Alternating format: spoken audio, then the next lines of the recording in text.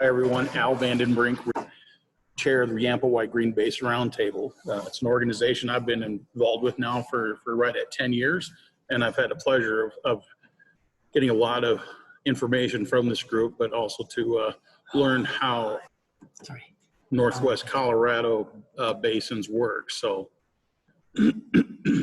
we've got several guest speakers that have been well affiliated with the Yampa White Green Basin Roundtable tonight. That'll be presenting as well. And I'll be touching base on the basin implementation plan that we're working on right now. Just a brief introduction into what the Basin Roundtable is. It's one of 9 grassroots water policy roundtables throughout Colorado, working to develop locally driven collaborative solutions to water supply challenges. Right now, there's 32 members on our Basin Roundtable, and each one is an expert in their own realm. And it ranges from your average citizen, agriculture, environmental, municipalities, recreation, and it involves attorneys, landowners, just a strong variety of people. So it makes for a good variety of groups, folks to give their opinions as we go through these challenging water processes going on in Northwest Colorado and our state. And one of the biggest pieces that we're working on right now is our basin implementation plan. And there's other pieces to this. So in 2015, we did develop the Hickenlooper developed the state water plan, and the basin implementation plan is the Yampa White Greens portion of the state water plan. And I think somebody else, Jackie Brown, who is our representative to the CWCB, and she will be discussing more of that. So to kind of really kick us off into our basin implementation plan, or BIP, just as another acronym for you to learn, I think it's important for us to kind of identify some of the goals that we as a Basin Roundtable identified as within our first BIP that we developed. And that's protection against compact curtailment. We all know the risk that Northwest Colorado has. And that's not just the Yampa River, but also the Snake and the White River. So, and we also have the Green River. So, but we've identified that. Protection of ag water supplies. Address M&I shortage, municipal and industrial source shortages. Quantify and protect non-consumptive uses at locations identified in non-consumptive needs study.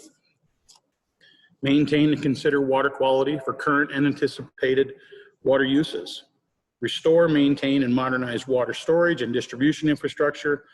Develop integrated water systems for water use, storage, administration, and delivery to reduce water shortages and help meet environmental and recreation needs. These really guide us as we have our conversations with that large group of people. And we do bring these up quite frequently, just to remind ourselves to what our goals are. So as we're developing the basin implementation plan, the update, because we did our first one, and the first update, it took thousands of hours from a group of people ranging in size from 9 sometimes up to 15. So what this basin implementation update does, it addresses the need to retain a share of native flows for existing uses and future development. That's always stressed. We're going to keep growing here as a basin, and water needs are going to continue to increase. The need to preserve the natural hydrology for environmental and recreation uses. The need for appropriately located, sized, and operated projects to protect water uses and the environment, particularly during drought. And we've all seen how these droughts are becoming more and more frequent. And most recently, the state of Colorado has identified that there's portions of Colorado that have seen temperature increases in the past 100 years between 2 to 2.5 degrees centigrade. That's a pretty significant effect when you're looking at the hydrology and how that impacts how the growing season is, seasonal runoff, snow in the mountains, and so on and so forth. And the need to consider and to address all of these within the Basin Roundtable process. I guess one of the biggest important things that we strive for within our Basin Roundtable is to build upon consensus. And we'll beat subjects up, and this is one of those subjects that we're going to be beating up. And below I have, you can kind of see there, we have types of projects being discussed. This is a preliminary project list. It's not finalized, but it's what's been gathered. These are just examples. Right now, the list is approaching 50 identified projects, but that's not just indicative to the Yampa Basin or the Snake, but also to the White River. And so what we're doing, we're actually identifying specific projects throughout our Yampa White Green Basin Roundtable of significant importance. And each project, as we move along with this BIP process, will be vetted. They'll get beat up, and we'll see what is feasible to move forward and include within our basin implementation plan. Within the Yampa River, you can see there's several in there, but a couple, I'm not going to touch on them all, is compact matters. That's a pretty significant item and question going on here, and concern for the Yampa River. Myself, I'm not impacted by that as much as you all are, but I do understand the situation that could have. One of the other processes that you'll see going on, and this has been ongoing now, I believe this is in like the second year of it, or perhaps the third, is an integrated water management plan. The state of Colorado came forward, I believe 2 years ago, maybe perhaps 3, that identified 80% of all the primary tributaries in Colorado to be covered under stream management plans. The Yampa River folks that are part of the Yampa White Green Basin Roundtable took it upon themselves to facilitate an integrated water management plan for the Yampa Basin. Kudos to them. And I'll tell you what, it's good to see them develop this plan and include the public as part of this process. So the Basin Roundtable is there to support and encourage and to help them in whatever fashion we can to develop their integrated water management plan. The White River is doing something very similar. It's just not quite as advanced as what they are with the Yampa Integrated Water Management Plan. So to give you a couple other examples of what's happening within the Yampa White Green as other projects are developed, I know within the White River, and I know this is the Yampa River, but there's potential for these projects to overlap. There's been someone flagged out that there should be ag lands of significant value be identified. Because we know through some of our research that we found within Moffat County, some additional agricultural lands that if water would be applied, it would be valuable ground. It could raise a crop and perhaps increase agricultural productivity. We've also identified and had people come talk to me and realize I'm talking from Rio Blanco County there. But that doesn't mean I don't do outreach to the Yampa River folks, where they come talk to me about ag reservoirs. And I know right now one of our guest speakers tonight is working on a reservoir that is ag water that does have some issues. But we've identified that there's significant agricultural reservoirs out there that need to have a fair amount of maintenance and upkeep. And we're trying to inventory how much maintenance, what are we looking at for cost? What type of maintenance are we looking at? And are we looking at permitting to get done here? What's all involved here? We don't know.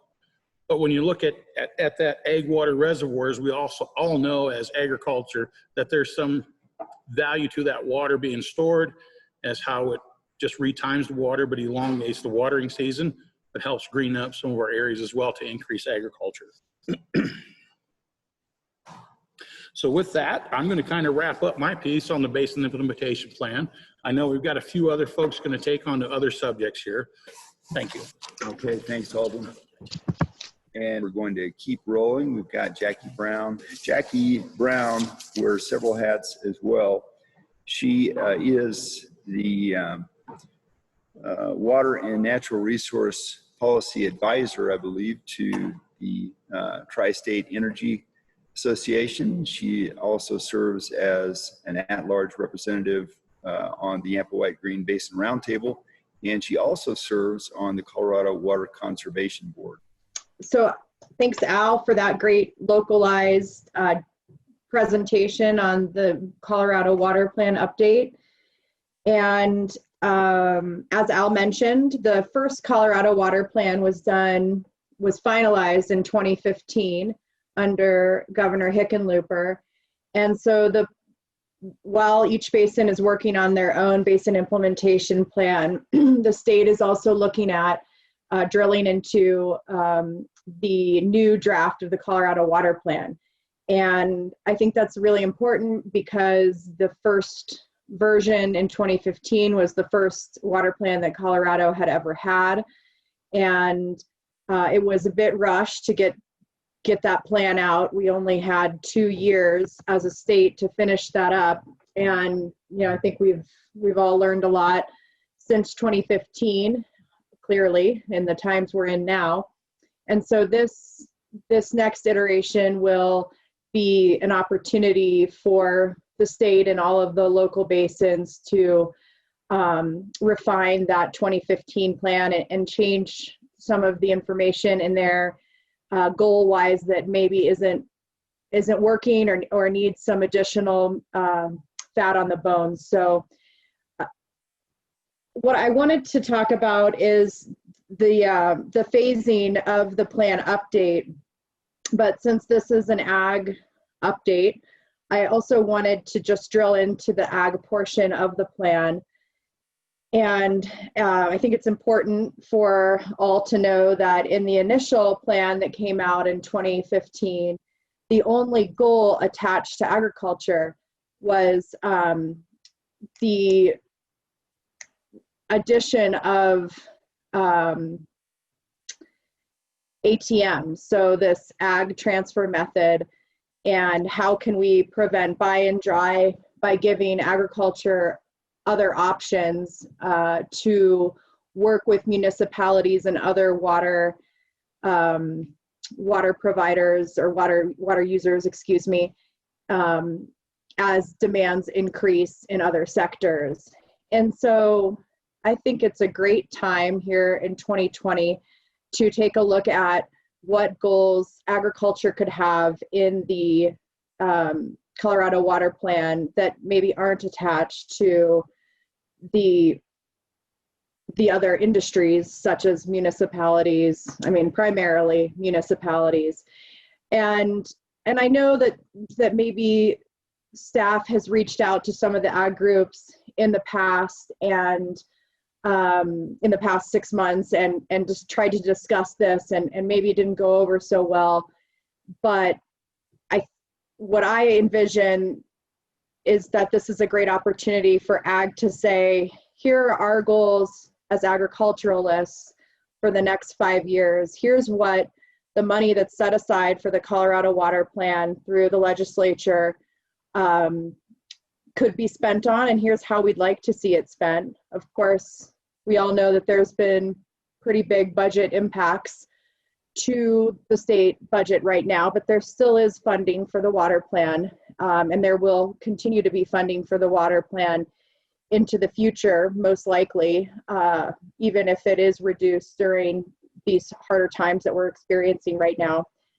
And so that said, one idea that comes to mind, and I think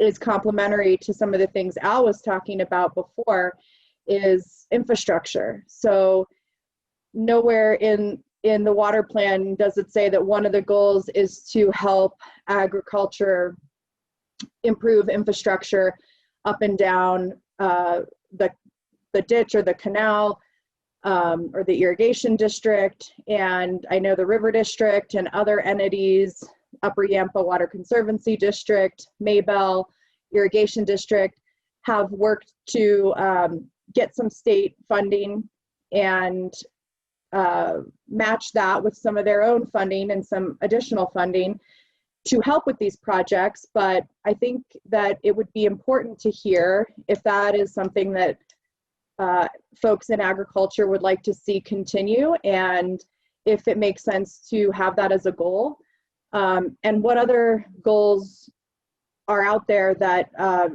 that would be feasible to work on in the next 5 years, and how do we build a platform to be able to do that with money and staff time. So I wanted to just take a deeper dive into that, and there may be some questions on that. I'd be happy to answer them, I guess, after I finish up this update. And so we'll move forward. So as part of the water plan outreach, and COVID timing, the CWCB has created, hang on, shut the window, excuse me. The CWCB has created a new online community outreach website that right now has two things on it. And one of those is the continuing demand management outreach site. And so how you can sign up for demand management updates. And I know we're going to talk about that in a little bit here. But then additionally, they have a new tool called the Drought Virtual Tour. And I'm not sure how many of you all have heard about that, but it is the effort of CWCB alongside some of the other agencies that work with the governor's staff and their drought task force to learn about how drought is impacting other all people across the entire state, and allow people to tell their stories and what the hard times have been like for them, how they're dealing with them, support that they would like to see from any state agencies, if any. And then this will be put into I think it's going to ultimately be a video, but it's also going to be some report outs that will be seen by the legislature and by the governor, so that we can bring back some important options as we deal with this drought. And as I think, you know, Al mentioned, and we'll talk about more tonight, as the supply, you know, continues to dwindle, as we see that it most likely will from all the studies that we've been doing in recent years. So I think that's really important. The email address, if you'd like to share your story, or if you and a few neighbors have a story to share, is drought@state.co.us, and I will just type it up in the chat field as well. And finally, just to give you all an idea of what the timing is for the new Colorado Water Plan. So right now, we just finished up getting the different basins set up to do their basin implementation plan. And then starting in October, so in a few days, and through June of 2021, there will be a staff discussion on how best to do targeted public engagement on the updates of the water plan and what that's going to look like, especially with COVID, how we can make sure that we're getting all the input we would normally get from CWCB staff, having the resources and the ability to get around the state and have these conversations, what that's going to look like. And then that engagement will take place through June of 2021. So hopefully plenty of options, especially this winter, to get out and talk about that. And then in July of 2021 through March of 2022, there will be a draft of the water plan, and the CWCB board, the one that I sit on, and I know, looking at the names here, I think I saw Curran Trick of the Walden area. She's listening in as well. She's the North Park representative. So the board will begin to engage and give us some input on what that draft looks like. And then April of 2022 through December of 2022 will be public comment, just like we did the first round. And then the final plan will go to the governor after that. So that's a bit of a time frame of what we're looking at to get this accomplished. And I just really thank you for your time and listening to me drone on, and my dog's barking, my kid banging on the door. So appreciate it. So we're going to show a video that the Integrated Water Management Plan for the Yampa has done on the Elkhead Creek restoration. In 2019, the Yampa White-Green Basin Roundtable began an integrated water management plan for the Bear, Elk, and Yampa rivers. It will combine science and engineering assessments with stakeholder input to identify voluntary projects and strategies to protect existing and future water uses and support healthy river ecosystems both today and in the future. The Lower Elkhead Creek Restoration Project is an example of the kind of project that the Integrated Water Management Plan will identify and help spur towards action. Projects that are good for both the river's health and water users are not new on the Yampa River. but the Yampa White Green Basin Roundtable wants to help kickstart even more of them to protect against an uncertain future. My name is Caitlin Bowe, and I am Trout Unlimited's Yampa White River Basin Project Coordinator and a partner biologist for the Natural Resources Conservation Service, NRCS. Elkhead Creek is a tributary to the Yampa River located northeast of the city of Craig. Since the 19th century, it has been used predominantly for hay production and livestock grazing. Lower Elkhead Creek is a 9-mile stretch located downstream of Elkhead Reservoir. The reservoir was built in the 1970s to provide water for many different uses, including the endangered fish recovery program. My name is Keith Pankey. I've been on the creek for 69 years plus. This is my Uncle Winfield. He's been on the creek a long time, so about 87 years. This is where we raise our hay, and this is where we winter our livestock.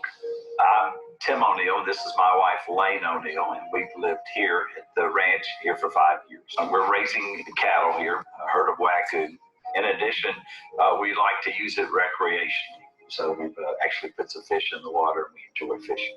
Hi, my name is Lorraine Katchek, and this is my son, Blaine. Our family has lived out here on Elkhead Creek for 20 years. I'd say the biggest issues we've noticed out here is the erosion of the banks, especially in the springtime during high water.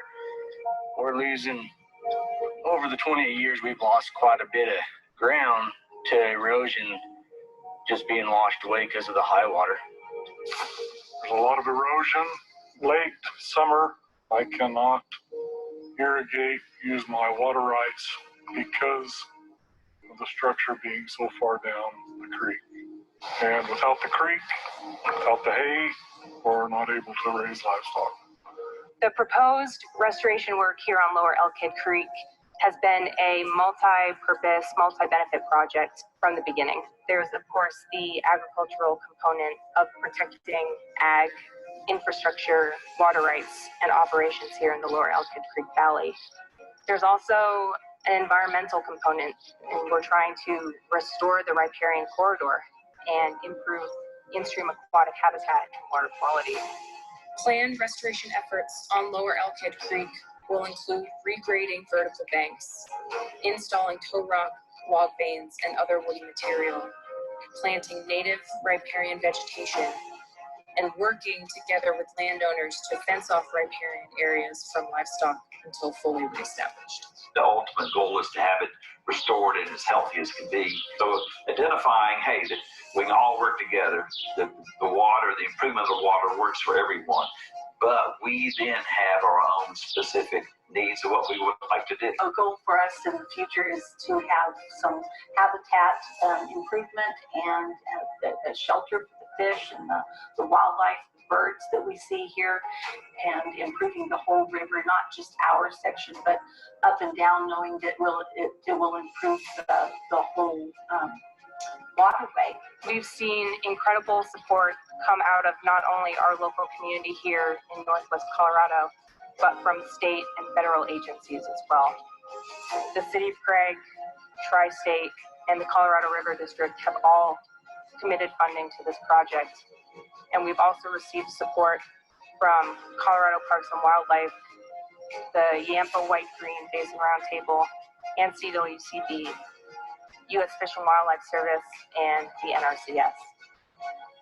This support and investment into the project has been critical, not only for moving this project forward, but helping to share the financial burden with those individual landowners who have been most affected by these ongoing issues. We could not do a project like this on our own.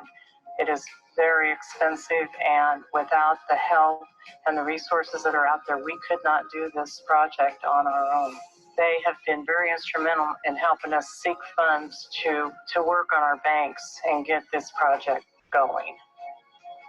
We have been, for the last 30 years, voicing our concerns, and we have finally got a hold of the right people, the right agencies that are willing to help us. Through this IWMP process, and once we identify projects, we can strategically coordinate funding and help streamline the planning and implementation process and help individuals or groups wanting to get these projects done actually get projects in the ground. The Lower Elkhead Creek Restoration Project is an example of the kind of project that the Integrated Water Management Plan will identify and help spur towards action. You can learn more about the work of the Yampa White Green Basin Roundtable and its Integrated Water Management Plan at yampawhitegreen.com. So our next speaker is Jason Turner. Jason is senior counsel with the Colorado River District. He also serves on Denver Sturm College of Law Water Law Review, and he's also the current chair of the Colorado River Basin Roundtable. So a busy guy. And Jason is going to be talking with us about the drought contingency planning as well as changes to stockwater right recognition. Jason. Thanks. I appreciate the opportunity to be here. I am actually going to take a moment and I'm going to play you another video. And it's basically just a little bit of information about the Colorado River District, and hopefully it'll explain a little bit why we got involved in these stock watering issues.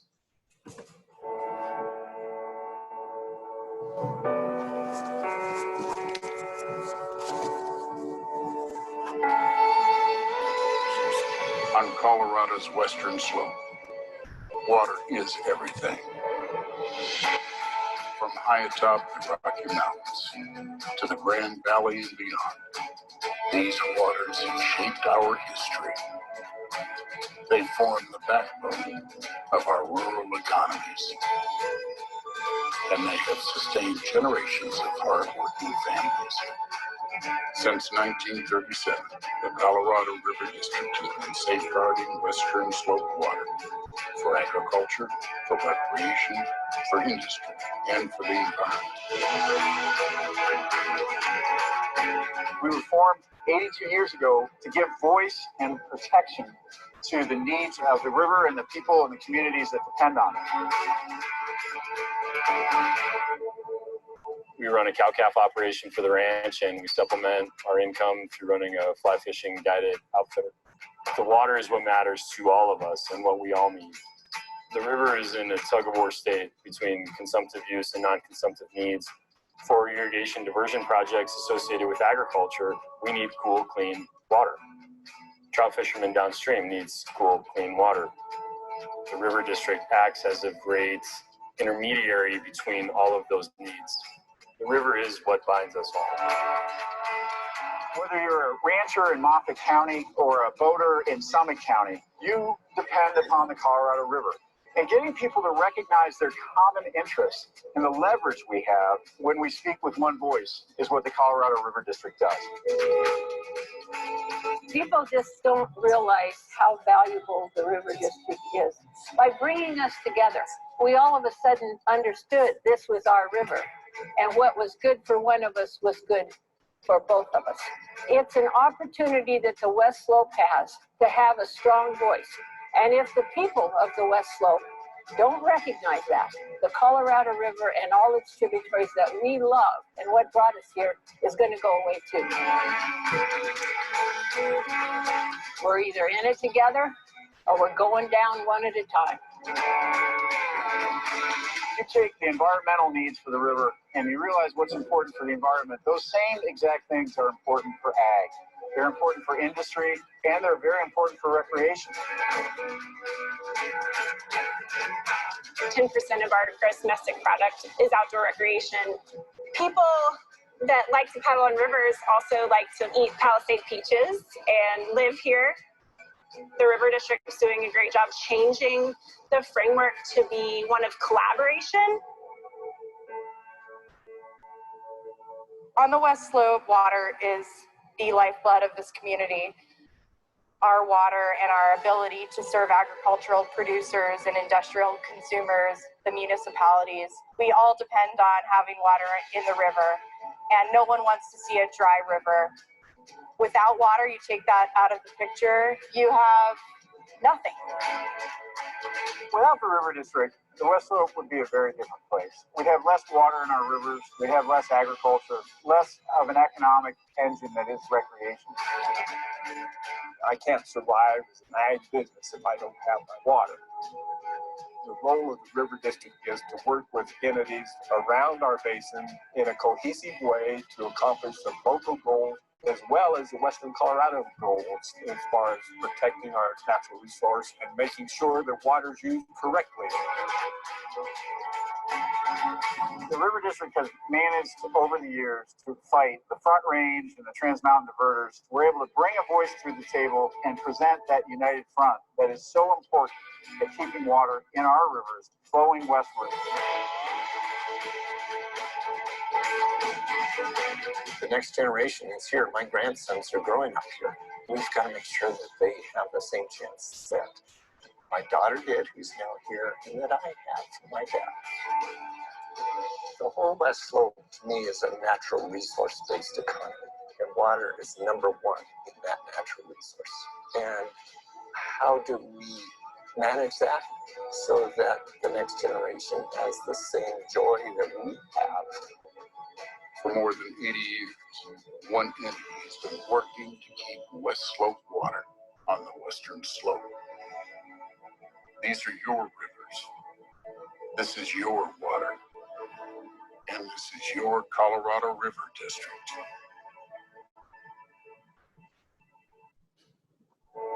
Oops.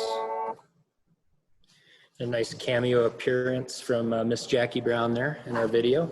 I've got a couple of facts about the River District that I'll leave up while I start talking about this. It is a pleasure to be back here. I think I was at the Colorado Cattlemen's Summer Conference in, would have been 2019, talking about this issue, and it's nice to actually report that we made some progress, which doesn't always happen in the water business all the time. I think it was about 2015 or 2016, the River District was contacted by ranchers here in Routt County, as well as the Colorado Cattlemen's Association, because their water rights, particularly stock watering rights in the fall, were being curtailed.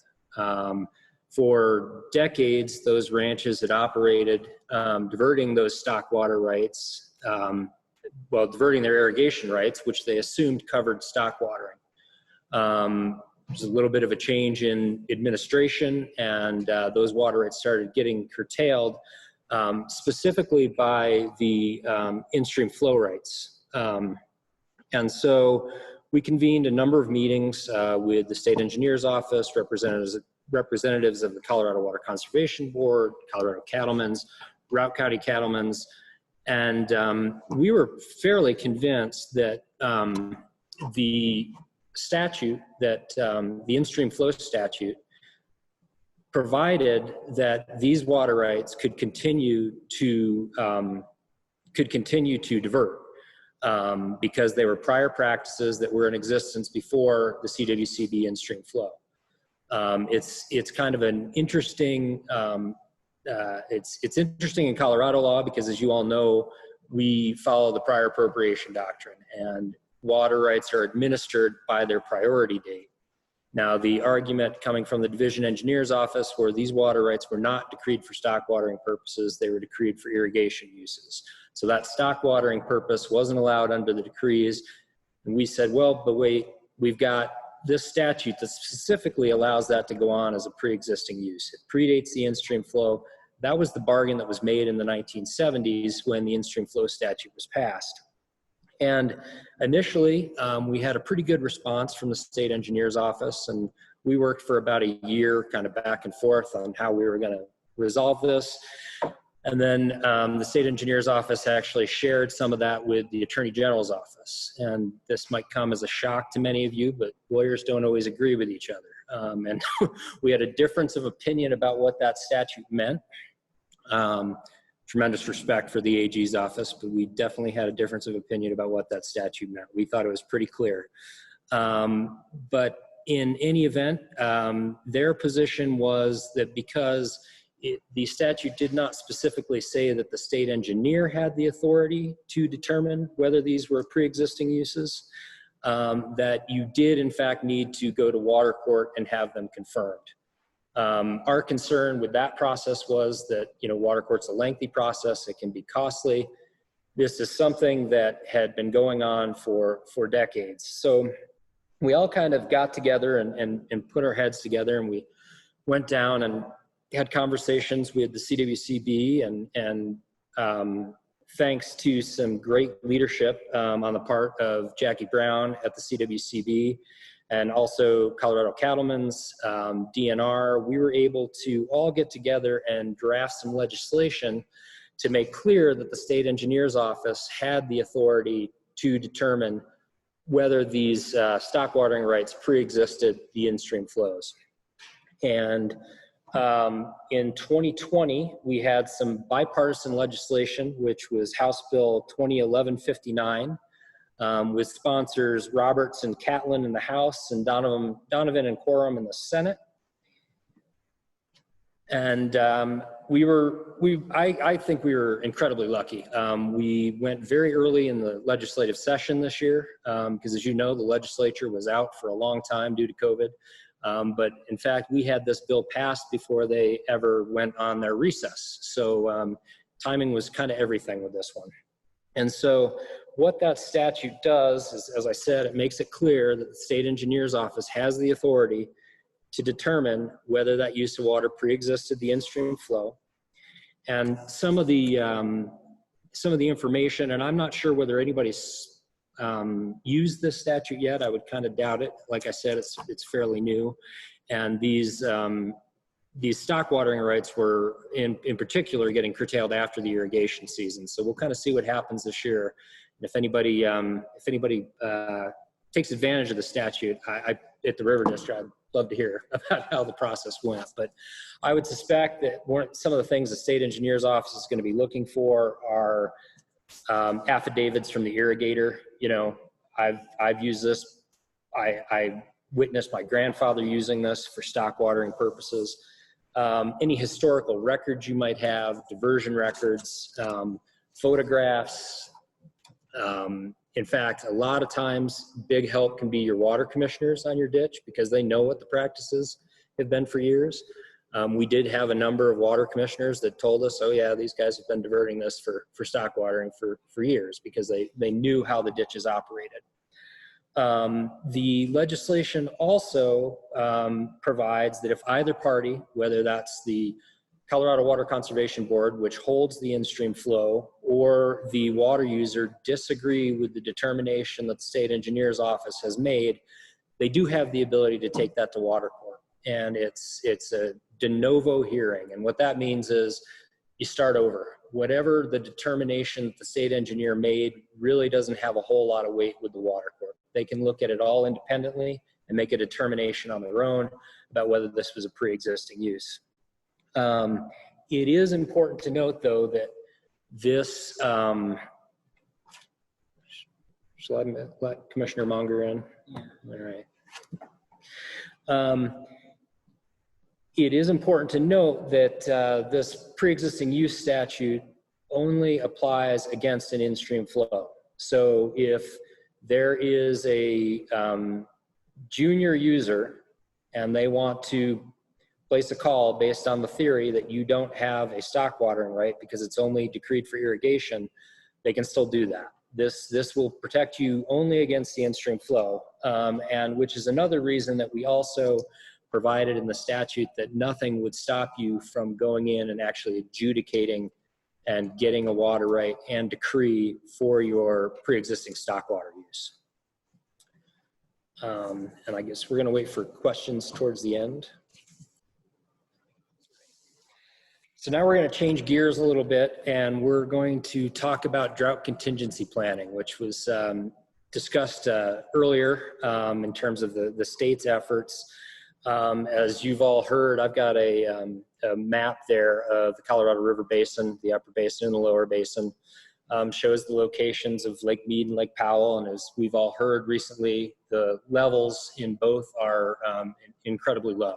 So back in 2017, the Department of Interior called on the 7 Colorado River basin states, that's Arizona, California, Colorado, Wyoming, Utah, New Mexico, and Nevada, to put drought contingency plans in place. The Colorado River Drought Contingency Plan was submitted to Congress by the states in March of 2019. And for those of us that think nothing happens in Congress, this is actually pretty amazing, because by April of 2019, the legislation directing the Secretary of Interior to effectuate those drought contingency plans was approved by Congress. So in a matter of a month, kind of speaks to the importance of Colorado River and all of the users on the river, for sure. It's important to note that there is a lower basin drought contingency planning effort and an upper basin drought contingency planning effort. The lower basin drought contingency plan actually mandates reductions in consumptive use. They need to cut back on the amount of water they're using. The drought contingency plan in the upper division states, which are Colorado, Wyoming, Utah, and New Mexico, is essentially a feasibility study for the most part. And demand management is defined as the temporary, voluntary, compensated reduction of consumptive use. One of the pieces of the drought contingency planning was the demand managed storage agreement.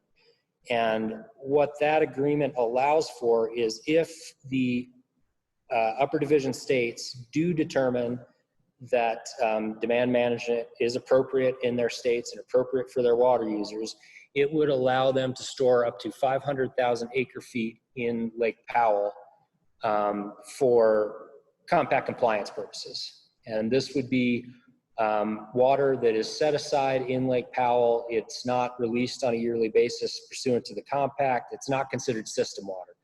It's almost, in the lower basin, they call it conserved consumptive use. So it would provide for that 500,000 acre foot bucket in Powell. I want to point out that that storage space is available, but the drought management storage agreement does not require any of the upper division states to adopt a demand management plan. So currently, each one of the upper division states are going through their own processes about whether demand management makes sense for their state. The CWCB in the state of Colorado, the Colorado Water Conservation Board, Jackie Brown is your representative there, is the entity that's been working on that, and they've set up a number of work groups on demand management. And another important piece of that is that for a demand management program to go forward in the upper division states, you need your state to approve it, and you need all of the other upper division states to approve it, as well as the Upper Colorado River Commission, the UCRC, which is kind of a governing body. Each one of the states has a representative, as well as the federal government on that, and was set up as part of the Upper Colorado River Compact. So, you know, demand management in the state of Colorado is not a mandate. The state is still studying it. And as I noted, not only would the state of Colorado need to approve it, but each of the upper division states, as well as the UCRC as a whole. So with that, I will probably leave it there, and I'll let some others talk about the demand management process here in the state of Colorado. So thanks again for your time. I appreciate it.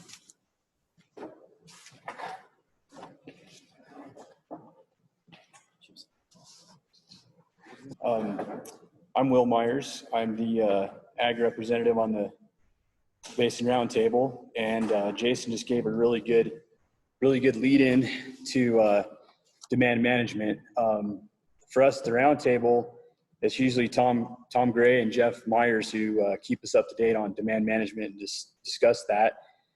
And you're really missing out if you haven't heard Jeff give a presentation lately. He does a really good job, but we'll see what I can do. As Jason pointed out, the drought contingency plan has been federally mandated. I won't go into this too much because he already touched on it. But we need to come up with something because there's a persistent drought, and also there's an increased demand for the water in the Colorado River system. We see that coming. So the drought contingency plan is probably necessary going forward. The main goal of the drought contingency plan is to avoid a compact call in the Colorado River. That'd be major stuff if that ever happened. So the four elements that we mainly discuss in terms of the drought contingency plan are reoperating these Colorado River system project reservoirs, which include Flaming Gorge, I believe Blue Mesa, Navajo, and Glen Canyon Dam. And the idea with those is to maybe discharge some water from them to see if we could fill up Lake Powell a little bit more. You see, we have this, it's called the 35-25 problem. And what that basically is I believe that's the elevation where the lowest elevation that Lake Powell can get to before they can stop producing power. Someone correct me if I'm wrong on that, Jackie, or okay, so it sounds like that's right. That's right. And so the idea is to keep that level at least in Lake Powell if we can. Some other elements of the drought contingency plan are cloud seeding, riparian vegetation management, mostly in terms of tamarask. But the one that we focus mainly on in the Basin Roundtable is demand management. And as Jason pointed out, we are definitely in the feasibility stage of this. There's a lot of questions and a lot of concerns that need to be addressed. But the point is we need to be proactive and look into it, because it might be a pretty real reality at some point in time that we need to get off the ground. So my oversimplified definition, I think, of demand management is that water users would be paid to not use or to conserve their water and allow it to be passed downstream in contribution towards meeting Colorado River Compact obligations. And Jason did a really good job, so I won't reread the context of this, but basically that's where it fits in there is, people could participate in this and they'd be compensated for conservation, basically. So the principles of demand management that we're talking about that are currently in discussion right now is if it helps to avoid a compact call, demand management can be beneficial for ag, provided that it does not harm ag water users or rural communities. It's implemented fairly in every basin in the Colorado River system does its share. I think it's important to note that in our basin anyways, I think we use some of the least amount of our native flow, so that we're going to be looked to maybe contribute more than others, but I think that needs to be in the conversation of what's fair. Are we obligated to deliver more than other basins who are maybe over appropriated more than we are? There needs to be some mechanism to ensure that large municipal and speculative water interests don't dominate this program. Rec and environmental, they need to be protected. If these are harmed, ag will usually end up the loser if that's the case. We need a mechanism to see that the value of ag water leased for demand management purposes is fair. Trans-mountain diversions and conservation by trans-mountain diversion supplied water users are accounted for. And Jeff Myers and I had a discussion about this, and he pointed out that a trans-mountain diversion actually becomes part of the Colorado River system once they take, West Slope water over the mountain. So they need to be at the table helping discuss this, because they're now part of the Colorado River system. And storage can be used to meet the requirements, but this needs to have some retooling and some thoughts involved with that. So I guess the main question here, or the discussion item, is how does this affect ag? And it's pretty likely that the lion's share of demand management water will come from ag. And since there's still so many questions to be answered and we're in the preliminary stages of the feasibility, I guess we kind of have some time to look at this, and individual operators have time to look and see how it would affect them. The first one that we need to consider is, if we were to participate in something, it's a trade-off between participating now early on, or do we just run the risk of the compact call? You know, I mean, it's going to hurt a little bit probably to our operations if we participate, but I would argue that a compact call would be pretty detrimental to most people's operations. We saw this year how a call in the Yampa was kind of harmful, and that's probably nothing compared to a compact call. Ag water users should be thinking about how voluntary water conservation would affect their operations. This year, I think it was an involuntary water conservation once, you know, because we were so dry. But I mean, so we kind of had to see at how that would work out, but we need to look at it on a voluntary level, you know, and we can kind of manage through that. And relatedly, on point number 3 is the value of water to individual operations. Example, it might be more economical in the short term than raising a crop to lease your water out for demand management, but it might have unintended future consequences. And it's just what we need to evaluate with our own operations, you know, for in the future. So this is kind of me speculating on this number 4, but I think the extent of our participation might be based on our historic use in the records that we have. Kind of what I mean by this is if someone offers to lease our water, they might make the argument, well, why do I want to pay for something that you're not actually using? You know, if you're only using 75% of your allocated water right, you know, why should I have to pay for 25% of it? I mean, so that kind of goes to, we need to be proactive in keeping good records on what we're actually using and diverting. And I found this out, speaking of abandonment, water right abandonment, is that our participation in demand management or other conservation efforts can help justify the not abandoning of a water right. You know, if you, for a couple of years or a year, if you're participating in a program like this, you know, it's definitely recognized by the Division of Water Resources that you're using that water, even though you're not using on your property, but you're participating in a program like this. So that's about all I have.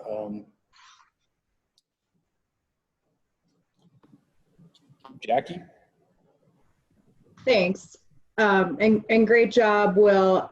Appreciate you being able to pare down the documents that the roundtable's been working on for so long into something so short. I'm sure everyone appreciates that.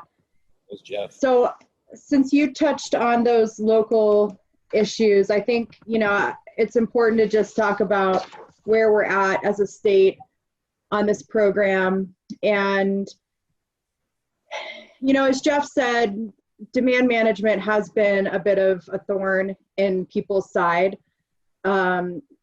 It's always difficult to think about how you would implement something that's so different from anything that we've really looked at in the past. But that said, I think there are ag users out there, maybe not a lot in this basin, that are interested in seeing how this goes. And I'm sure some of you have heard about what's happening down in the Grand Valley area and some of the water speculation down here, or excuse me, down there, by water asset management and others. And to that end, one of the items that was passed in the 2020 legislative session was a committee to talk about our anti-speculation laws and whether or not there is a need for those to be strengthened. And that committee was formed in July. I'm not sure if it has met yet, but we will hear a report out during this next 2021 legislative session and get a little bit of a better understanding if there are additional parameters that need to be implemented to prevent some of this speculation, or if willing buyer, willing seller is, you know, enough in this case. So I guess that said, I really look at demand management as what we as a state want for our future. And when you look at 50 years from now, who's going to be running the operations, what considerations they're going to need to be making, and what changes, if any, to their operations they will need to make in order for them to stay viable, to have something to leave to the next generation, or have something that's sellable that remains in agriculture. I think it's important for us to discuss tools in the toolbox. And that is not to say that I am a fan of demand management.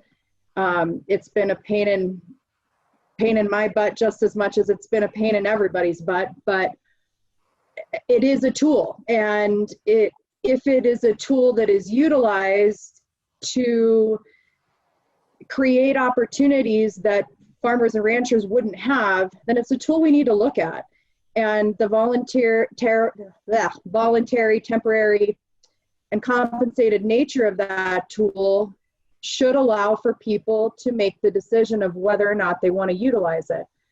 And Will brought up the fact that each basin, should be putting in an equitable amount of water if there is to be demand management. And that is one of the issues that will need to be studied if we're to go forward. And I don't want to mince words about the number of issues that need to be considered and looked at if demand management is to be on the table for the future. One of the biggest concerns that I have about demand management is that we really need to make sure that rural communities are talking about what they need for their communities if demand management is to become a tool. So that's to say, you're starting to impact ranchers and farmers in a certain area. Let's take the Yampa Basin. That's going to be harder for them. That's going to be different. Is there a community fund that needs to be set up if demand management is going to take place? And so I think this is something that you need to look at from all angles. And if you hate it, make a comment. Make sure that you're getting your voice heard that you hate it. If you like it, but you're not quite ready to talk about whether or not you like it, make that heard, anonymously. If you have ideas, I certainly want to hear them. There's other people, if you don't know me or don't feel comfortable talking to me, there's other people just in this chat today that would talk to you about it, whether it's Jeff or Will or Patrick, or people like Marcia Gaggenbaugh or Todd Hagenboo, or Al. Let us know how you're feeling, what your concerns are. I would never speak on behalf of agriculture. I'm not a rancher, I'm not a farmer. But like I said, when you look out into the future, we certainly can't be in a position to take things off the table for people until we know whether or not, until we know what exactly we are taking off the table. And so just real briefly, I wanted to run through a couple of the questions that we're going to be chewing on if the CWCB in November decides to take the next step and continue researching demand management. And so those are, what does the process look like to get your water right involved in this? Is it administrative? Is it water court? What's the eligibility process look like? How do we measure conserved consumptive use? What kind of formula are we using? How do we verify it? How do we measure it at the state line? How are we funding it?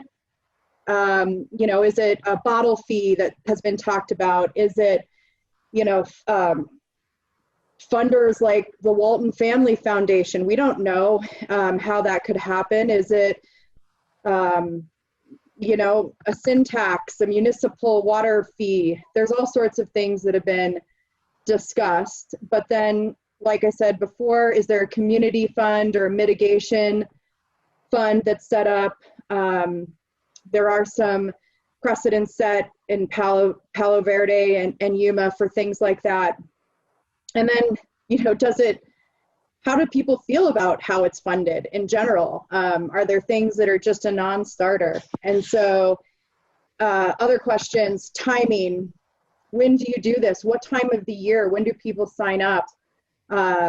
What type of year can you fallow water or fallow your land and send water down? Is it a good year water-wise? Is it an average year? Certainly it's likely not a drought year. How are people selected?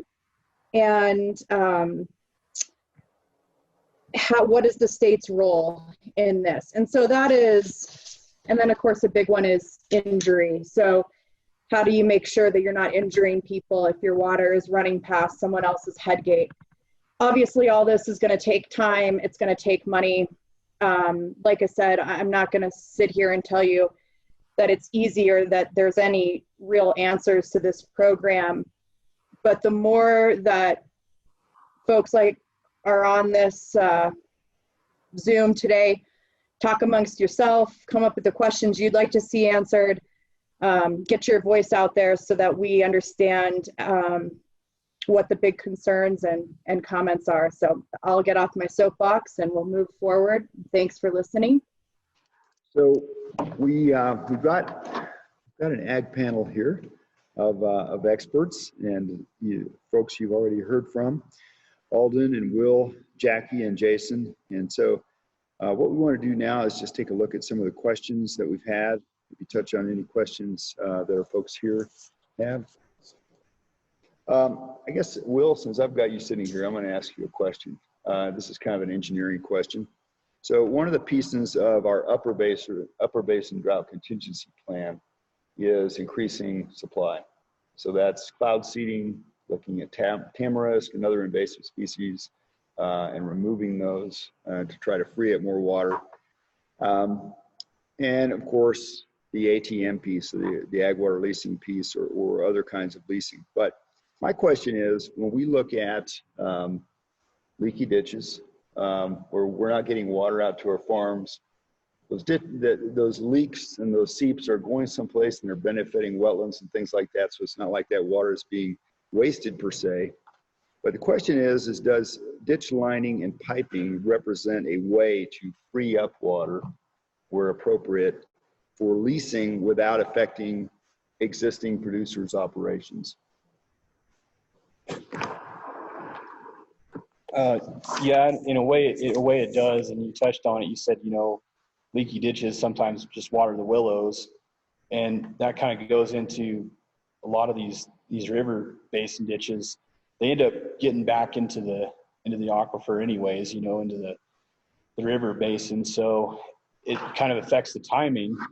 But some of these ditches, yeah, if you can line them and make them convey more efficiently, that does help, especially, you know, at the head gate. You might not have to necessarily open up as much, and so that can be a way that you can conserve a little bit. But I don't know if that answers it a lot, but I think that's one of the issues with the whole demand management piece is what is it that's significant enough to move the dial.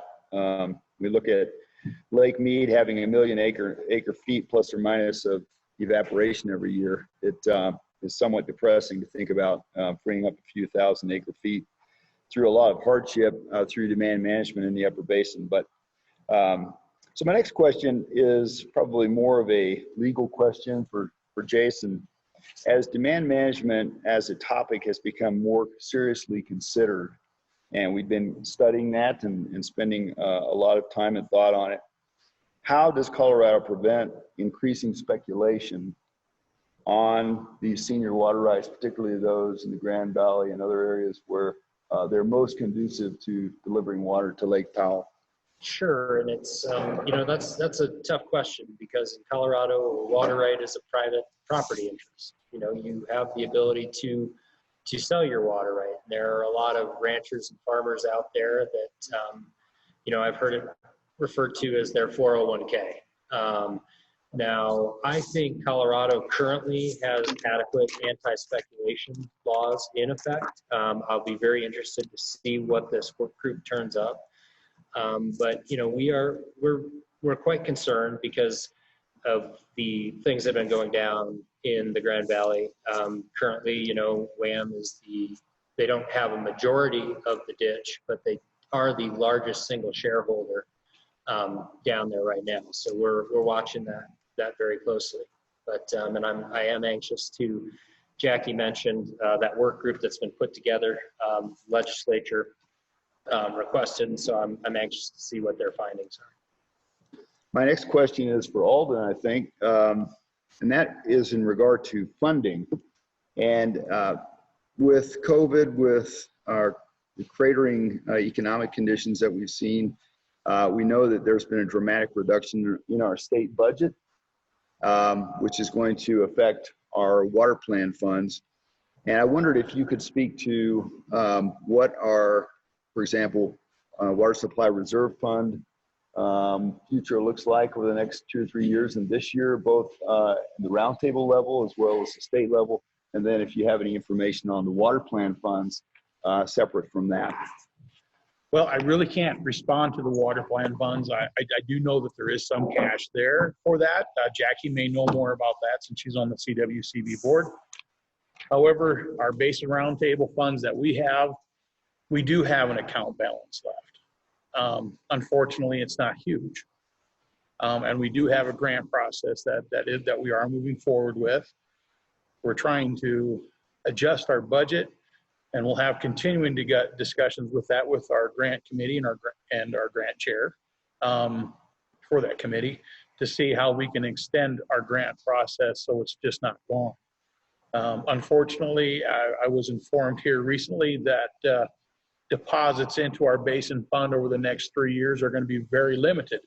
And that's due to the budget cuts that have happened across our state due to our economic changes. So, and in order to keep our state going, our account was one of them that they had to sweep. So we've got several projects that we're going to be scrutinizing more. It will become more competitive, but that's not saying projects still can't be going forward and being done. It just means it's just going to be a better project. Or get your application in there, and you might get something in there to where the competition during that application period is low. That's one other opportunity. But projects are grossly scrutinized for the benefit to meet the measurable goals and outcomes. And some of the goals that I shared with you earlier, those are kind of priorities. And we have a ranking system for that. So we do have a grant page on our yampawhitegreen.com. Please take a look at it. I know we have a grant process that's, I don't know if it's open right now yet today or if that's closed. I'm sorry, I don't have that information right now. But there is some information there for you so you can move forward and become more informed. Stay there, Alden. I've got one more question for you. Okay. So you mentioned that I think you've got 50 projects, plus or minus, that have come in for the Basin Implementation Plan update. Is that right? Yes, sir. Can you give us a sense for just how do those projects shape? I just got the updated list yesterday, thanks to one of our local experts. And unfortunately, I haven't had a chance to really digest the whole thing, but I'm going to say the majority of the list does actually lean towards ag and river water supplies, but I can't put a certain percentage to it, Phil, because it's not a 50-50. I know we've got a lot of projects that are water quality related and stream health for the town of Steamboat. Mount Warner's got some stuff going on up there with some of their wells that they got for their water supply. On the White River, we've got other things for recreation base. I know on the Yampa River, there's some about river access points so that they can get for recreation purposes. So there is a good mix of it, you know. Another project that's coming to light, and we all know on the Yampa White Green Basin that return flows is a strong livelihood on how we maintain our supplies year round without really digging into our physical storage. This is our subterranean storage that we do with our irrigation. But there's wanting to be more questions about maybe refining that a little bit. But diving into that one, that's a big question. It's going to take a lot of time and a lot of effort because it's so geologically specific. So let's see, there is about irrigation as well, about ditches. There's some questions on there, riparian health. There's parts of that, and there's significant portions on there that deal with the phreatophytes that we have along our river corridors. So I know on the Yampa River, there's a head gate and diversion structure assessment that's part of their IWMP process, and that's moving forward, but that same thing is being developed for the White River. So those are shared projects that we're seeing that are being identified, because head gates, it's got to be legal. You got to meet that legal requirement and a flow measurement device, but that's separate from the discussion. They're looking at what the condition of it. Can it help with the fish? Can it help with the riparian? How does it integrate into the whole ditch system in there? So, because you may have a large ditch company that has several diversion structures in there, but how does that ditch system function in there? So those are questions that are kind of being flushed out.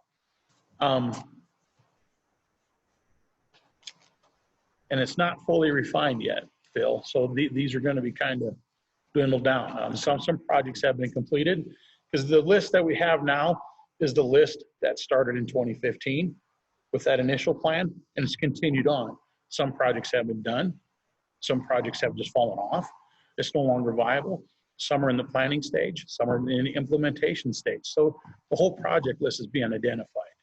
Thanks, Alden. Okay, so we've got, I don't know if we have any other questions, but we've got one on a compact call. This one is for Jason. And the question is, can you help us understand how a compact call, it's a 1922 call, would affect senior water rights versus junior water rights?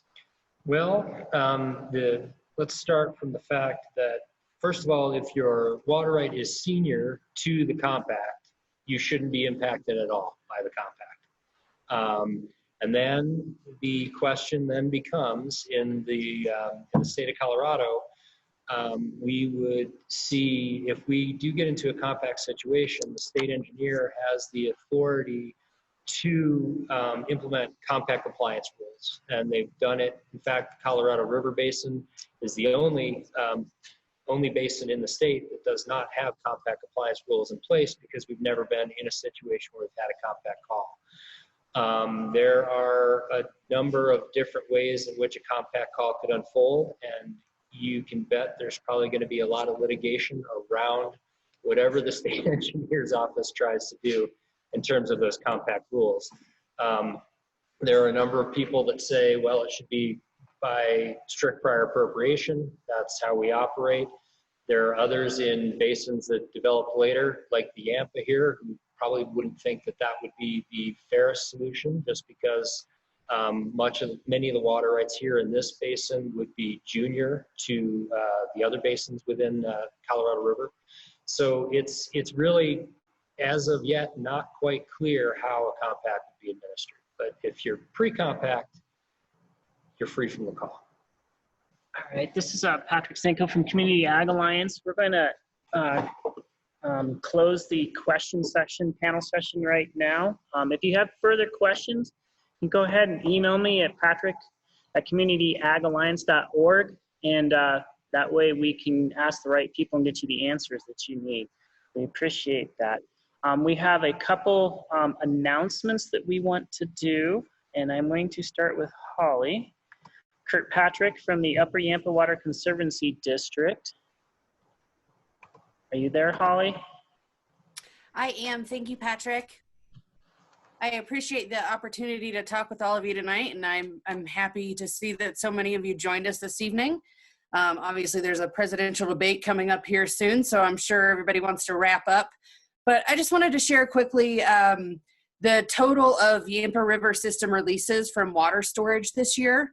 I thought that that might be important to point out, knowing that this was a fairly difficult year, you know, certainly nothing like 2002, but definitely ended up in a call on the Yampa River, and despite that, we still had all of these releases totaling almost 17,600 acre feet from reservoirs in the Yampa Basin. So I just wanted to share that with you. I'm not going to walk through that in any great detail, but you're welcome to look that over. And if you have any questions about that, feel free to contact me. And then I also wanted to share with you just a reminder about the Diversion Infrastructure Improvement Project. That is a grant program that we're offering through the Upper Yampa Water Conservancy District. We've partnered with the Yampa White Green Basin Roundtable on that to offer funding for the installation of headgates and measuring devices within the district boundaries. So that stretches all the way up the Bear River, a good portion of the Yampa down to Craig, and up the Elk River as well.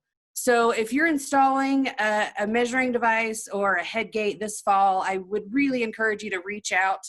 I'll be happy to paste the link to our website in the chat section, and I'll also provide you with my email address and my phone number. Please feel free to contact me directly if you have any questions about that program. We're here to help you guys with some financial assistance in installing those measuring devices and headgates that you're going to have to do anyway. So we're here to help you protect your own water rights. All right, thank you, Holly. So like I said, I'll leave this up here for a little bit. If you look up the upperyampawater.com, you can find the projects with that information, as well as Holly's. She'll have it in the chat box and her contact information. Thank you. Go ahead, Kent, you can start. Patrick, thank you. I appreciate your venue here. So just the first slide there, like you've heard before, the connectivity between many of these organizations is invaluable in that we're here to help, and there's strength in numbers. The Routt County landowners and producers have come together since 1942 to constitute the Conservation District. And Patrick, you can go to the next slide. We're your local connection to NRCS programs and funding. And Patrick, you're just a little bit ahead of me there by a few slides.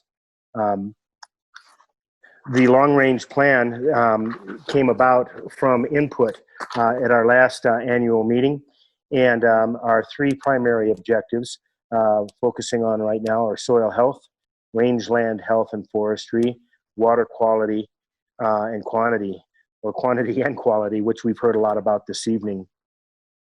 Next slide. We're really in the midst of some soil health initiatives consistent with what the state has put forward in their attempt to service the constituency. And why is it important?